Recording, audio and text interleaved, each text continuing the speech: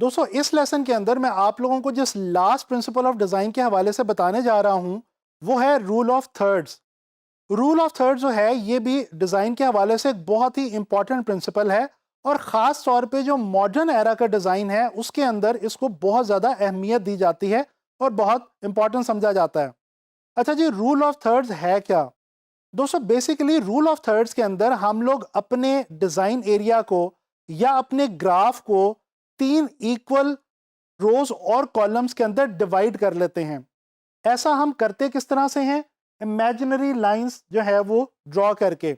आप लोग इस वक्त एक ग्राफ देख सकते हैं अपने सामने। बिल्कुल इस तरह से हम अपने ग्राफ को चाहे वो फोटोग्राफ का हो, डिज़ाइन का हो, उसको हम इस तरह से इक्वल तीन जो हॉरिजॉन्टल और वर्टिकल यानी कि रोज और कॉलम्स के एरियाज हैं इनमें हम डिवाइड कर लेते हैं। अच्छा, ये डिवीजन तो हो गई। इसके बाद बेसिकली हमने करना क्या है?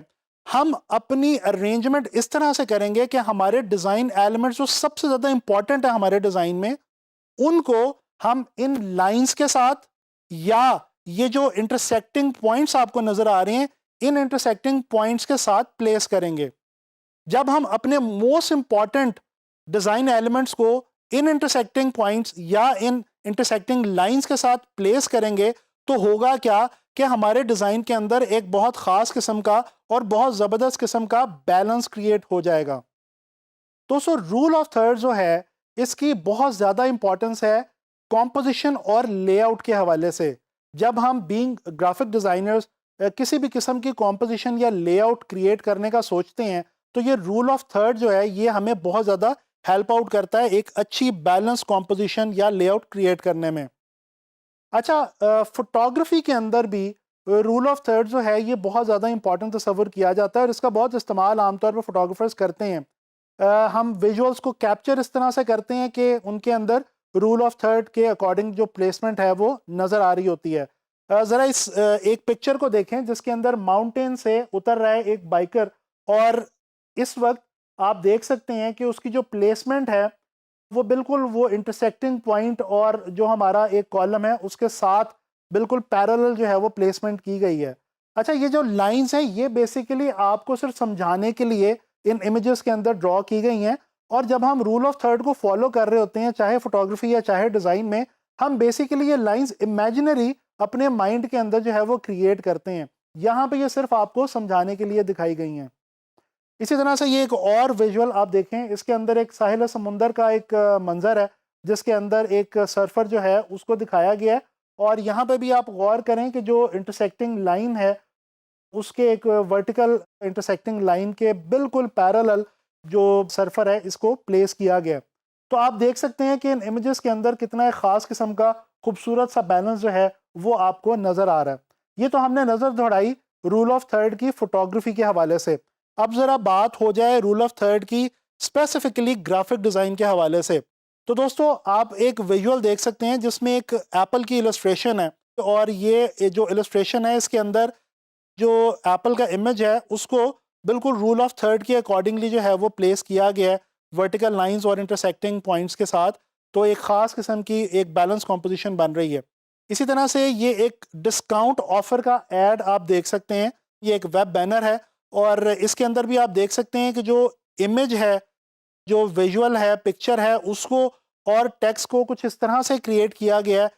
टेक्स्ट को जो है वो हॉरिजॉन्टल इंटरसेक्टिंग लाइन के साथ प्लेस किया गया है और जो पिक्चर है उसको वर्टिकल इंटरसेक्टिंग लाइन के साथ जो है वो बिल्कुल पैरेलल प्लेस किया गया और इस तरह एक बहुत अच्छा बैलेंस जो है वो यहाँ पे आपको देखने को मिल रहा है।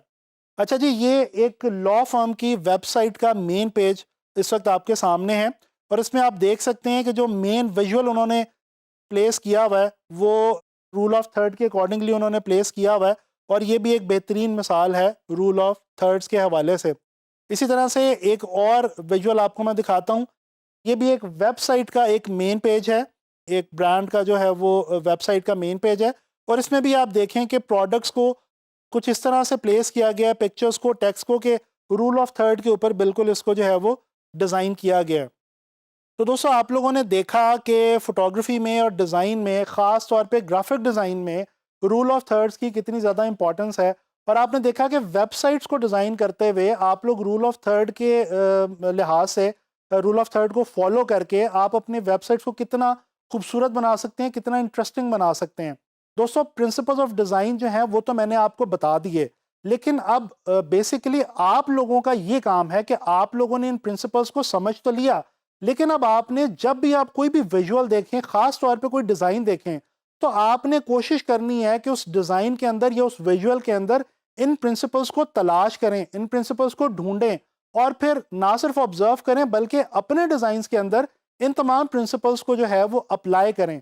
इसी तरह से आप अपने डिज़ाइंस को इंटरेस्टिंग बना सकेंगे और आप उनको स्टैंड आउट कर सकेंगे बाकी लोगों के डिज़ाइन से।